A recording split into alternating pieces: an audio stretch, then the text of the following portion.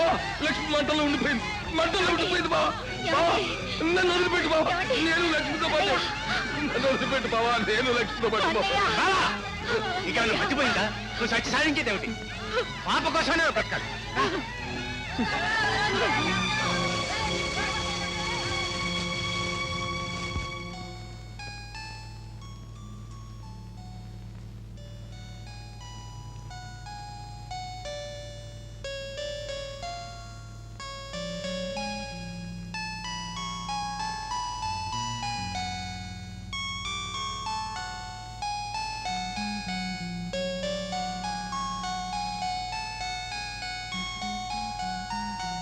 నువ్వు దిక్కులేనివాడివి కాదు, నీ బిడ్డ దిక్కులేని కాదు.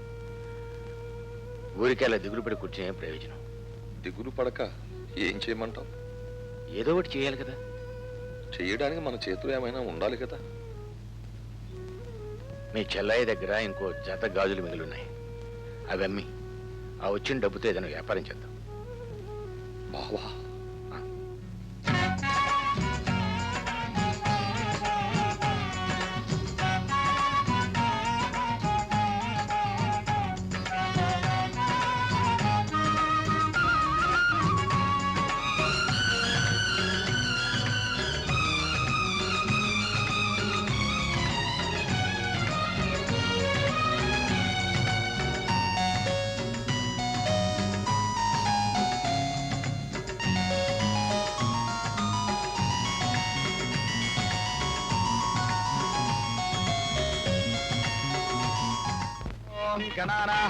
गणपतिकं हवामहे कविं कवीनामुपमस्तमस्तमं ज्येष्ठराजं ब्रह्मणां ब्रह्मणस्पदान పెళ్ళంటే ఇద్దరు మూడు పిల్లలు అంటే ఒకరినొకరు విడిచిపెట్టకుండా ఉంటారన్నమాట.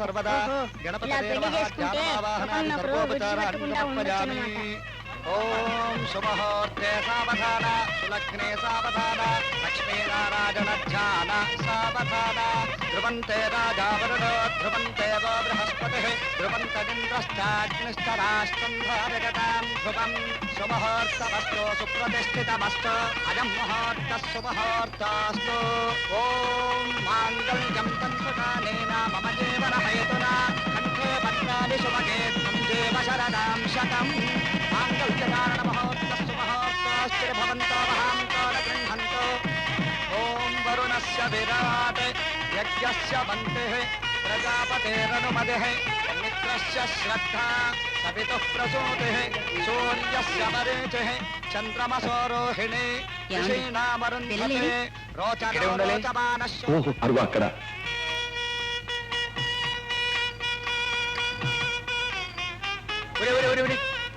ఏమిట్రా ఏమిట్రా ఇది? పెళ్లి చేసుకున్నాం. పెళ్ళా? మీరు పెళ్లి చేసుకోవడం ఏమిటి? మేమిద్దరం ఎప్పుడు విడిపోకుండా. ఇది పెళ్లి కాదు బావా, నిజానికి ఇది స్వయంవరం. మన మనసులో ఏమనుకుంటున్నావో అది వాళ్ళు చేసేశారు. నువ్వు గాని నేను గాని ఆ భగవంతుడు గాని కాదనడానికి వీలేదు. ఆశీర్వదించవలసిందే. ఏమయ్యో ఫోటోగ్రాఫర్ రా, ఫోటో రావే ఎలా?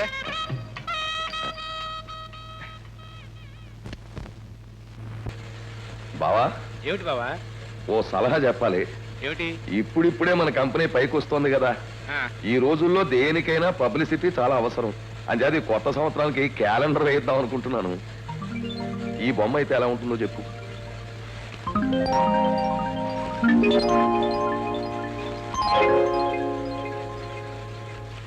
బావా ఇప్పుడిప్పుడే మన పైకి వస్తున్న ఫ్యాక్టరీ నువ్వే కదా చెప్పావు. ఈ బొమ్మలు ఎవడైనా ఇంట్లో పెట్టుకుంటాడా? లక్షణంగా ఏ రాముడో కృష్ణుడో లక్ష్మి బొమ్మ అయితే పెట్టుకుంటారు కదా. సార్ దేవుళ్ళ ఫోటోలు ప్రతి నువ్వు ఇష్టం వచ్చినట్టు మాట్లాడు. బావ చెప్పినట్టు చెయ్యి. బావా అర్జెంట్ గా రా. ఏమిటి బావా? చెప్తాను. అలా చూడు. వాళ్ళని చూస్తుంటే నాకేమనిపిస్తుందో తెలుసా? ఏమనిపిస్తుంది? నిన్ను కూడా అలా కూర్చోబెట్టుకుని స్కూటర్ మీద శిఖరాలు వెళ్ళాలనిపిస్తుంది. ఫ్రీకి ఒక కారు కొనివ్వకూడదు? నేను బొత్తిగా డ్రైవర్ని అయిపోయాను. సినిమాకి వెళ్ళాలన్నా, కాలేజీకి వెళ్ళాలన్నా, పార్క్ వెళ్ళాలన్నా, చివరికి మల్లెపూలు కొనుక్కోవాలన్నా టక్కున ఫోన్ చేస్తుంది స్కూటర్ ఇస్తున్నామని. నేనే డ్రైవర్నే. ఓరి అమాయకపు తల్లుడు, ఈ లోకంలో ప్రతి పెళ్ళానికి ప్రతి మొగుడు డ్రైవరే. కారులో ఉన్న వాళ్ళంతా కారులోనే తిరగక్కర్లేదు. పెళ్లి కావలసిన వాళ్ళకి, పెళ్లి అయిన వాళ్ళకి స్కూటర్ అయితే అందులో కొన్ని ఉపయోగాలు. కారులో అయితే పక్క పక్కనే కూర్చోవచ్చు, ఇదైతే హత్తుకుని కూర్చోవచ్చు. ఆ హత్తుకోవడంలో వీరి వేడి వారికి, వారి వేడి వీరికి సరఫరాయి, అది ప్రేమగా మారి అది పెళ్లిగా రూపొంది. ఇంకా చెప్పాలంటే 10 నిమిషాలు టైం పడుతుంది స్కూటర్ దాని ఉపయోగాల గురించి. నాకు ఇప్పుడు టైం లేదు, ఢిల్లీ నుంచి వచ్చా. అయితే త్వరగా ఢిల్లీ నుంచి వచ్చే బాబు. నువ్వు ఇంటికే వెళ్ళేది, ఆ దారిలో నన్ను ఆడిటర్ గారి డ్రాప్ చేసి వెళ్ళు. ఏంటి నిన్ను స్కూటర్ మీద డ్రాప్ చేయాలి? అవునరా? చాలా నాకు సిగ్గేస్తుంది. సిగ్గెందుకు? ఏమిటి సిగ్గు? నన్ను ఎక్కించుకుని తిప్పడానికి లేని సిగ్గు మాయని తీసుకెళ్ళడానికి వచ్చిందా? రండి మాయ, నేను తీసుకెళ్తాను. చూడమ్మా, నువ్వైతే ఎక్కడ తింటావు తెలుసా? సరాసరి అక్కడ తింటా. అలా అవసరం ఎక్కువ. సర్లే బా, వస్తా బా. అయ్యా అయ్యా, శుభవార్త శుభవార్త. ఏమిటి? ఏమీ లేదు, మార్కెట్లోకి చాకో డ్రింక్స్ అని కొత్త ఏజెన్సీ ఒకటి వచ్చింది.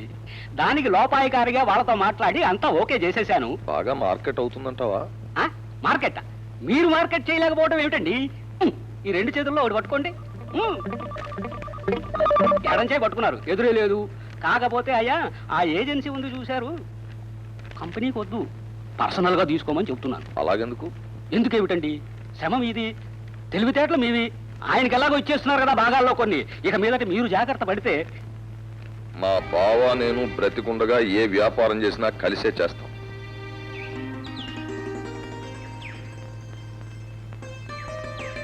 టీచర్ ఎంతసేపు వచ్చి? ఎంతసేపా? ఎన్ని గంటలైంది అని అడుగు.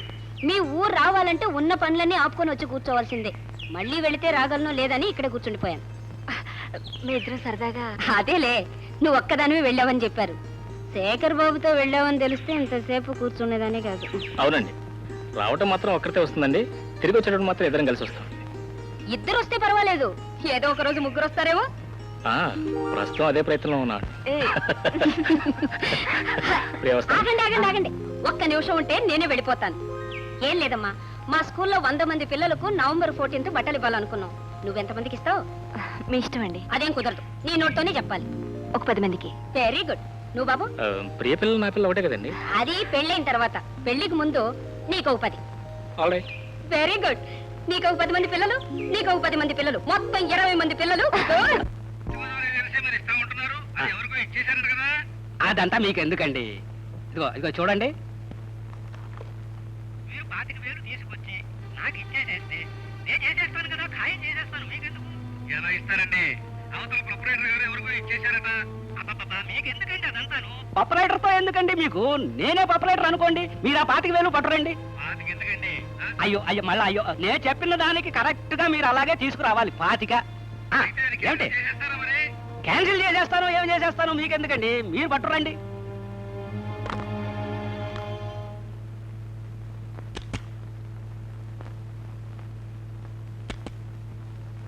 బాబు పిలిచారా? వెస్ట్ గోదావరి ఏజెన్సీ మన ఎవరికి ఇచ్చింది? వెస్ట్ గోదావరి ఏజెన్సీ ఎవరికి ఇవ్వలేదండి. ఇవ్వకపోవటం ఏంటయ్యా? 25,000 రూపాయలు అడ్వాన్స్ తీసుకుని కన్ఫర్మ్ చేశాం కదా.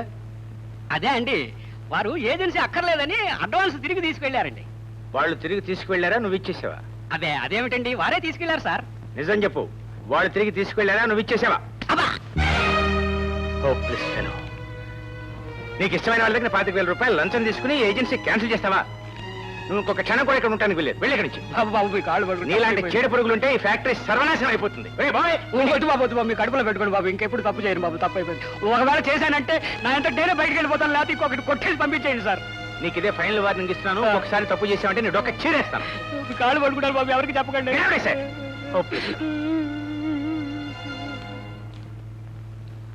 బాబు, ఆ వెస్ట్ గోదావరి సమాచారం.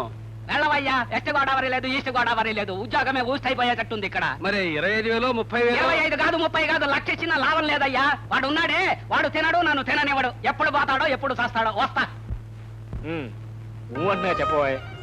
సాయంత్రం అయితే వస్తానమ్మా. సాయంత్రం 5:30? నిజం చెప్పబోయ్. మన దగ్గర నసుకుడు బేరం కుదరదు. చెప్తా లేదా? చెప్పకపోతే చెంపలు వాయించేస్తున్నావు. అమ్మాయి అమ్మాయి నాయి గారంటే ఏమనుకున్నావు? Good good. అబ్బా, పూర్తిగా చెప్పొచ్చుగా. ఇదిగో నాతో పెట్టుకోకు. పిచ్చి పిచ్చి వేషాలు వేసామంటే పిల్లకలు కత్తిరిస్తా, తర్వాత ఎగ్గు పెట్టుకోవాల్సి వస్తాయి. ఏమిటండి తొంగి తొంగి చూస్తున్నారు? ఏం లేదే, నాకు ఫోన్ కావాలి. మాట్లాడండి. ఎక్కడ మాట్లాడినాడు వదిలిపెట్టిందే. ఇందాక నుంచి చూస్తున్నాను. అబ్బాయ్ బాబు. నేనే బాబునే మాట్లాడుతున్నాను. బాబు, నాకు తెలుసులేవా నీకు చెవుడు వచ్చింది ఈ మధ్య అబ్బాయి అబ్బాయినే మాట్లాడుతున్నాను. సారీ, వీడి ఫోన్ రిపీట్ లోపల నేను స్వయంగా వెళ్ళి బావతో అమ్మ మాట్లాడాను. వంటగదిలో ఉంది నాన్న కదా, ఆయన ఎక్కడ పూజ గదిలో ఉండుంటారు. ఆయన సాధారణంగా లేటుగా లేస్తారు పొద్దున్నే. అలాగే అలాగేనా? ఇక్కడ ఎవరు లేరు?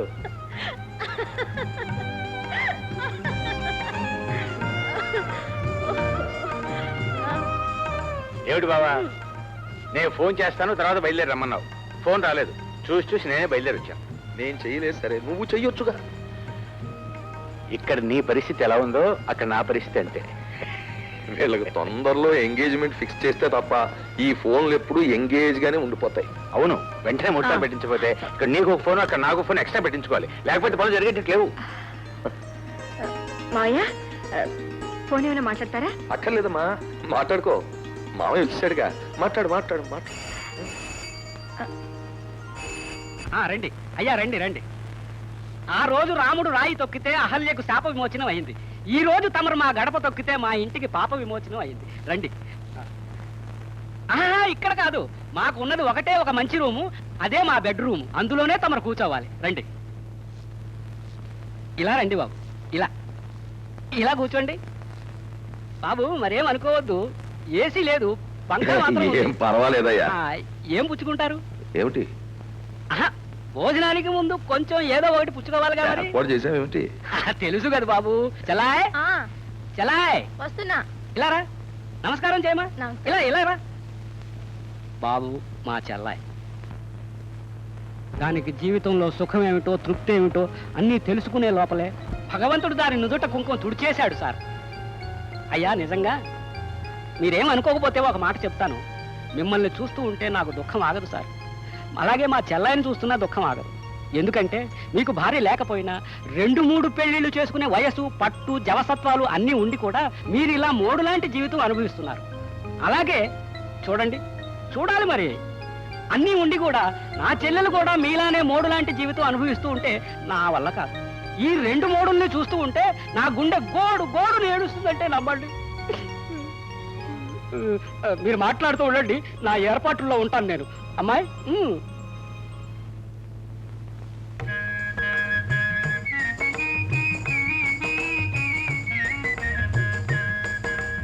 పేరు రతి. మీ భార్య గారిపై ఎన్నాళ్ళైంది? 10-12 ఏళ్ళయింది. మరి ఇన్నేళ్ల నుంచి ఇంత నిగ్రహంగా ఎలా ఉండగలుగుతున్నారు? మీ ఆయన పోయేనాళ్ళయింది. 5 ఏళ్ళైంది. ఇన్నేళ్ల నుంచి నువ్వు ఎలా నిగ్రహంగా ఉండగలుగుతున్నావు? ఏం చేయమంటారు? అక్కడికి మా అన్నయ్య అంటుంటాడు, మళ్ళీ పెళ్లి చేసుకోవచ్చు కదా, తప్పు లేదని. మొదటి పెళ్లి వాడిని చేసుకొని అతని జీవితం నాశనం చేయటం నాకు ఇష్టం లేదు, అందుకని చేసుకోలేదు.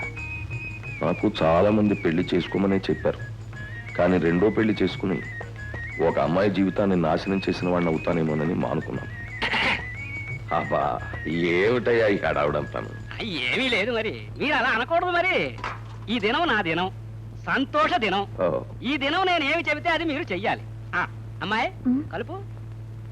ఆగు, అలా కూర్చొని. అయ్యా మీరేమీ అనుకోకపోతే ఒక్క విషయం చెబుతాను. చెప్పు. మీరేమీ అనుకోకూడదు మరి. ఏమీ లేదు, ఈ 2 చేతుల్లో ఏదో ఒక చేయి పట్టుకోండి. అబ్బా, ఈ ఎడం చేయి పట్టుకున్నారు, ఎదురే లేదండి. బాబు చూశారు, మీరు పడుతున్న కష్టానికి ఎంతో కొంత రెస్ట్ కావాలి. మీకు అభ్యంతరం లేకపోతే ఆ రెస్ట్ ఏదో ఈ ఇంట్లో తీసుకోండి. ఈ ఇల్లు మీదనుకోండి, ఈ గది కూడా మీదే అనుకోండి, ఈ మంచము మీదే అనుకోండి, మరి నన్ను మీ బావమరిది అనుకోండి, నా చెల్లెలు మీ సొంతం అనుకోండి. కానీ శటగోపం, మీరేమి అభ్యంతరం చెప్పొద్దు. మిమ్మల్ని చూస్తున్నా, మీ విగ్రహాన్ని చూస్తున్నా, నా చెల్లెల్నే కాదు నా ప్రాణాన్ని కూడా త్యాగం చేయడానికి సాహసిస్తాను. నా తత్వం అది. నేను అలా బయటికి వెళ్ళి వస్తాను.